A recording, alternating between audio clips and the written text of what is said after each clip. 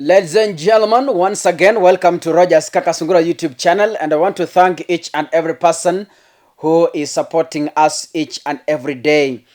For the past around 2 weeks, there has been a debate from the Deputy President William Ruto and two ministers in Kenya, two cabinet secretaries.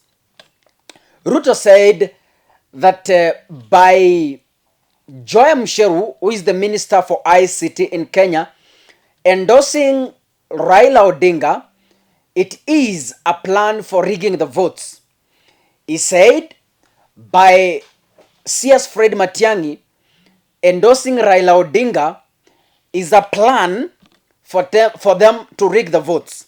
Now, I have been listening and attentively assessing the replies from the two cabinet secretaries. Joy Msheru did his reply, and Waziri Fred Matiang'i did his reply to William Ruto yesterday. Back in the village when I was young, when my mother and my father are discussing my neighbor, they say my neighbor is a witch, they say my neighbor is a thief, they say my neighbor doesn't greet people on the road. That is the same discussion I will carry from the house, take it to my younger friends. You find we are seated somewhere eating some sugarcane, and that is what we discuss. What am I trying to say? By Joy Msheru endorsing Raila Odinga, by Fred Matiang'i endorsing Raila Odinga, these are two sons to the President Uhuru Kenyatta.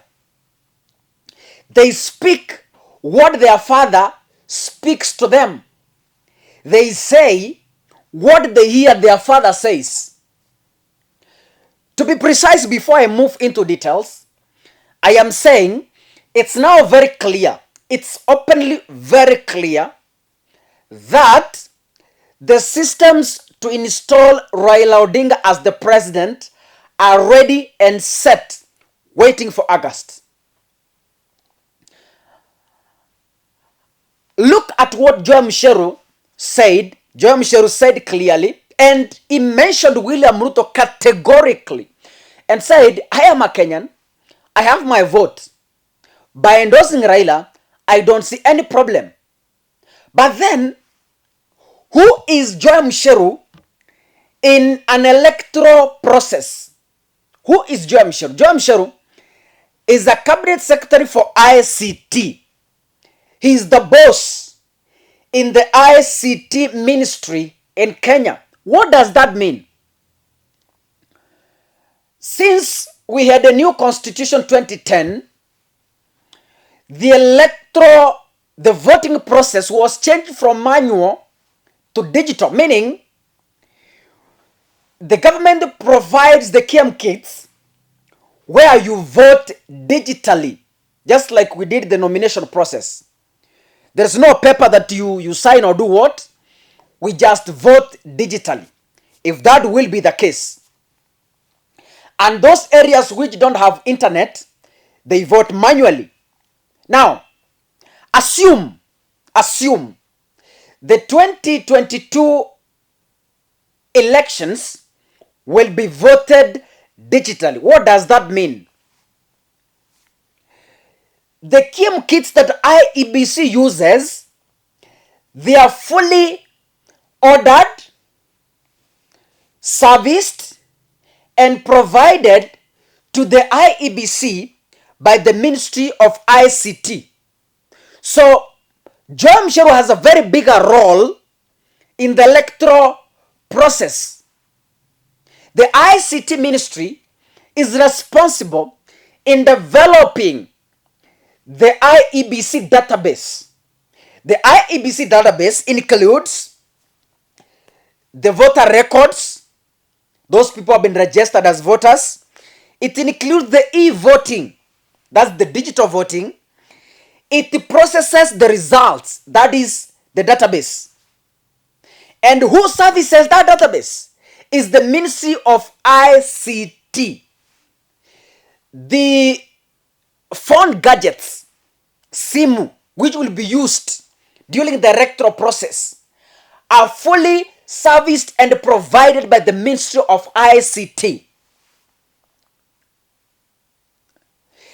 Any digital gadget that will be used by the IEBC, it must first be approved by the Ministry of ICT.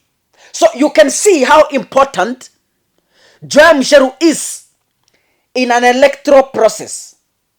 And when he endorses Raila Odinga, it's very clear that Ruto is no longer in the limelight of being a president.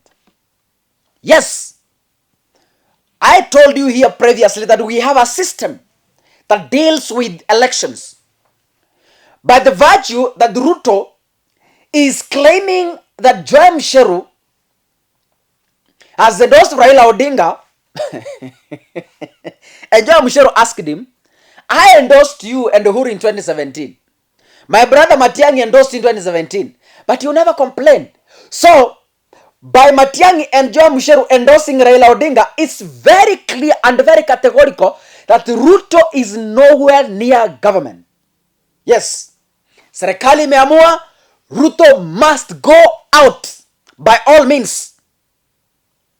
Tutajaribu liwe liwalo, Ruto akae nje ya serikali. IEBC inafanya kazi gani? The work of the IEBC is only conducting and supervising the election. That is the work of the IEBC. Now, who is Fred Matiang'i in an electoral process? Fred Matiang'i is the Cabinet Secretary for Interior. This is the man who will make sure that all polling stations have been secured. Yes, he ensures there is a lot of security. There is no demonstrations. There is no throwing stones. There are no goons. There are no fighting agents. That is who Fred Matiang'i is. And you remember what Fred Matiang'i did in 2017.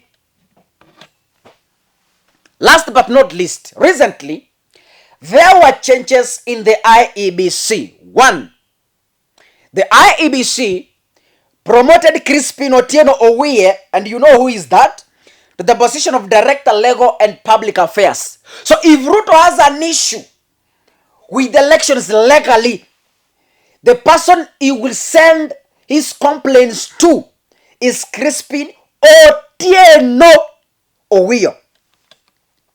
Michael Ouma, who will be closely working with the Ministry of ICT.